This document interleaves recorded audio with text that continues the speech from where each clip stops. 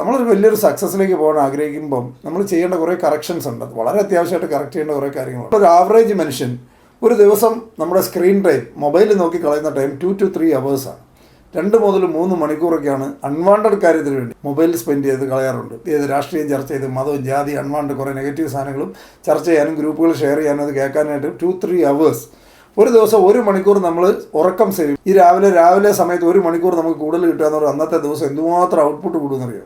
1 hour time നമുക്ക് കൂടുതൽ കിട്ടുക എന്ന് പറഞ്ഞാൽ ഭയങ്കരമായിട്ട് നമ്മുടെ പ്രൊഡക്ടിവിറ്റി നമ്മുടെ മൈൻഡും കുറേ നന്നായിട്ട് ബെറ്ററായിട്ട് വർക്ക് ചെയ്യും. അപ്പോൾ 1 മണിക്കൂർ, അതായത് എപ്പം പറയും cutting expense is also profit എന്ന് പറയും.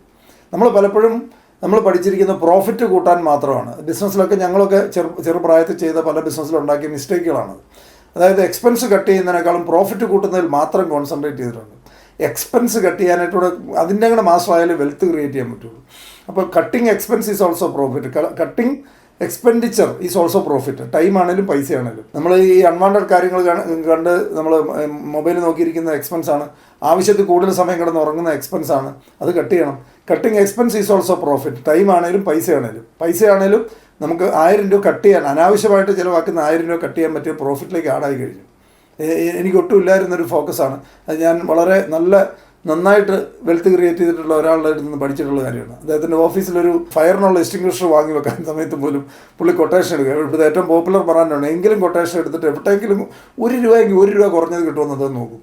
ക്വാളിറ്റി നോക്കും, പക്ഷേ 1 രൂപയെങ്കിലും കട്ട് ചെയ്യാൻ പറ്റുമെന്ന് നോക്കും. അത് ഹാബിറ്റായി മാറി. അങ്ങനെ കുറച്ച് കാലം ഏതും ഹാബിറ്റ് നമ്മൾ പ്രാക്ടീസ് ചെയ്ത് കഴിഞ്ഞാൽ ഹാബിറ്റാവും. നമ്മൾ പല സാധനങ്ങളും നമ്മളിൽ ആവശ്യത്തിൽ പൈസ ഉള്ളപ്പം സംഭവിക്കുന്നത് വെച്ച് കഴിഞ്ഞാൽ നമ്മൾ ആദ്യം ഒരു കട കാണുന്നു, അന്നേരം വാങ്ങുന്നു. നമ്മൾ കമ്പയർ ചെയ്യാറില്ല, ബാർഗെയിൻ ചെയ്യാറില്ല. നമ്മൾ ശ്രദ്ധിച്ച് നോക്കിയിട്ടുണ്ടോ? നമ്മുടെ നാട്ടിൽ പല ആൾക്കാരും ഒരു കാറ് വാങ്ങാൻ പോയാൽ ബാർഗെയിൻ ചെയ്യത്തില്ല, ഫ്രിഡ്ജ് വാങ്ങാൻ പോയാൽ ബാർഗെയിൻ ചെയ്യത്തില്ല. നമ്മൾ ബാർഗെയിൻ ചെയ്യുന്നത് എവിടെയാണ്? ഈ പാവർ റോഡ് സൈഡിൽ ഇരുന്ന് പച്ചക്കറി വിൽക്കുന്നവരുടെ അടുത്തും കടല വിൽക്കുന്നവരുടെ അടുത്തും 10 രൂപയ്ക്ക് ഓട്ടോക്കാരൻ്റെ അടുത്ത് നമ്മുടെ വീടിനടുത്തുള്ള ജംഗ്ഷനിൽ ഓട്ടോ വിളിച്ചുകൊണ്ട് വരും. അയാളുടെ അടുത്തുനിന്ന് അയാൾ 30 രൂപ മേടിച്ചതിൻ്റെ സ്ഥാനത്ത് അയാൾ 35 ചോദിച്ചെന്ന് പറഞ്ഞാൽ അവിടെ കിടന്ന് തല്ലും വഴക്കുണ്ടാക്കി 5 രൂപയ്ക്ക് വേണ്ടി അയാളുടെ ഇന്ന പ്രാക്ക് മുഴുവൻ പാവങ്ങൾ ജീവിക്കാൻ വേണ്ടി ജോലി ചെയ്തുകൊണ്ടിരിക്കുന്നവരുടെ അടുത്ത് ബാർഗെയിൻ ചെയ്യുകയും ഈ ലക്ഷക്കണക്കിന് രൂപ ഡീൽ ചെയ്യുന്നിടത്ത് ഒരിക്കലും ബാർഗെയിൻ ചെയ്തു. ഞാൻ നേരെ തിരിച്ചാണ്. കാർ വാങ്ങാൻ പോകുന്ന സ്ഥലത്ത് ബാർഗെയിൻ ചെയ്തിട്ടുണ്ട്. നന്നായിട്ട് ബാർഗെയിൻ ചെയ്ത് റേറ്റ് കുറച്ച് മേടിച്ചിട്ടുണ്ട്.